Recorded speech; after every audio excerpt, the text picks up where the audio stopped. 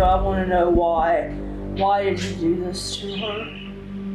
I mean, I can't imagine anybody doing that, just killing somebody. I mean, you know, you can't even know her. Those are questions for Savannah Spurlock's alleged killer. Spurlock and a friend went out to a bar on the night of January 3rd, 2019. The friend made it home. Spurlock, a mother of 4, did not. Around 2:30 a.m., Spurlock was seen on surveillance video leaving the bar with 3 men, including a man named David Sparks. Not long after, Spurlock had a conversation with her mother. At the time, her mom thought she was intoxicated, but not in distress. Spurlock was never seen or heard from again. Somebody knows something. Somebody, they'll mess up sooner or later. We'll find out what happened to her. I know it. I know we will. 7 months after Spurlock disappeared, a break in the case. David Sparks' father noticed a foul odor on their property. That odor led police to make this grim discovery. As a result of the autopsy, we can now confirm that the remains are those of Savannah Spurlock. It was devastating news to the family. There are days where it's very, very difficult to not break down, and I have had times throughout these days that I do, because I miss her. I know now that I will never see her on this earth. Sparks maintains his innocence and is being held without bond, pending his trial on murder charges. There's going to be so many people that have expressed their interest to go to these court proceedings. You know, people that didn't really even know her, that are just supporting us, want justice served. Incredibly tragic, and a case that we are covering here and we are tracking. And I'm so glad we have our guest, whom I'm about to introduce to you tonight, with us, because in these cases, you know, we cover cases all over the country. And I like to get the inside story from folks who are on the ground covering this stuff. And with us from Lexington, Kentucky, from WLEX, our incredible affiliate out there, reporter Lee Searcy joins us. Lee, thanks so much for being with us. Give us an idea how this entire story / case / trial is playing locally in Kentucky.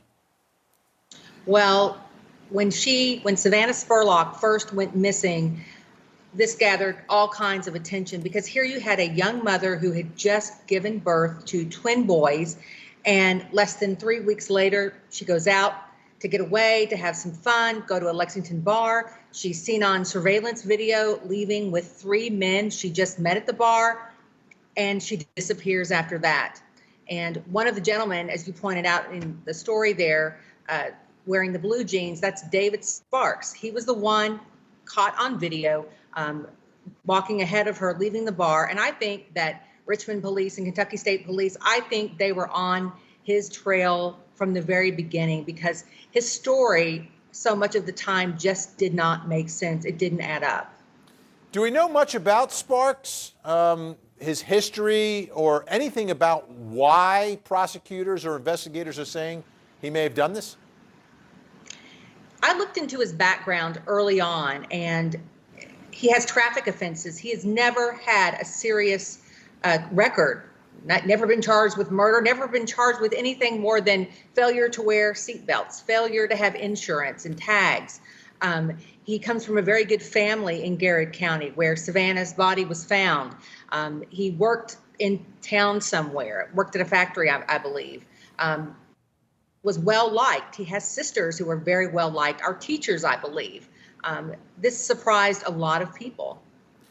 You know, the other part is how police ended up finding Savannah. It was his dad, right, who called police? Yes, his dad called police after smelling a really foul odor at his home. And I think he contacted his son, and as I understand it, he and his son went down to the police department, the Richmond Police Department, and from there they questioned him, and the next thing we know, he was arrested and charged in this case. Do we know anything about the other men who were on that video? Because as we get ready for a trial here, you know, I'm kind of anticipating what may be alleged or other evidence that may come up. Do we know anything about the other two men who are on that video? As I understand it, they are a couple of men who Sparks worked with, and they were just going out for the night, and police ruled them out pretty early on. Because when you hear about, a young lady, a pretty young lady like Savannah Spurlock leaving a bar with three men she just met, all these things go through your head. But police ruled them out pretty quickly and have never, ever called them a person of interest, suspects, or anything like that. I don't know their names, and they have stayed very quiet, but I would not be surprised if they make an appearance during her trial. Oh, absolutely. I think prosecutors probably have to call them as well, and I'm sure the defense is going to try to maybe point the finger at them a little bit. The crime scene, or the alleged crime scene, what do we know about how this may have happened, or what evidence prosecutors may have here? Have they released much? Well, we learned quite a bit during David Sparks' preliminary hearing. That's his parents' house there on the screen. After they left the Lexington bar, all four of them went to David Sparks' rental home in town in Garrett County. And the two gentlemen told police that they left, the two gentlemen who've never been charged or named as suspects in this case. And David Sparks said that he and Savannah Spurlock continued to drink and kind of hang out.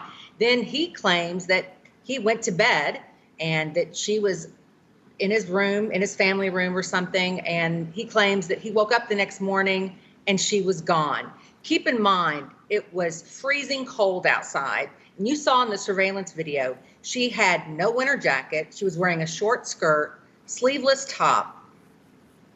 She was nowhere to be found. And he didn't have an explanation for police. And I think that is when police said, his story is not making sense. Do we have any idea how those four children are doing and the twins? I can tell you they have an aunt in Ohio who adores them. I guess the twins are a little over about a year and a half old now. They are adorable. Their father has been taking care of them. I know that Savannah's mother and her father and his wife are involved in their lives, and luckily they've got a great support system. Of course, they miss their mother. I know someone shared a picture of them, the twins, visiting their mother's grave, and you talk about heart-wrenching, just seeing them kind of reach down as if they were wanting to touch her. It was so sad to watch. It's tragic on so many different levels. Your heart breaks for Savannah's mom, and then these children are going to be growing up without their mom, which is like, you get hit twice with that. And now they've got to go through a trial and live through all of this again as we continue to track it here. Lee Searcy from WLEX in Lexington, Kentucky. Really an incredible station. We've been getting so much information from you guys throughout the summer. We really appreciate it, and thank you for joining us tonight. Thanks for having me. All right, folks, as I said, we're tracking this for you. Right now, no trial date for David Sparks, but when the trial date is set or another pre-trial hearing, you'll hear about it right here on your front row seat to justice. All right. Well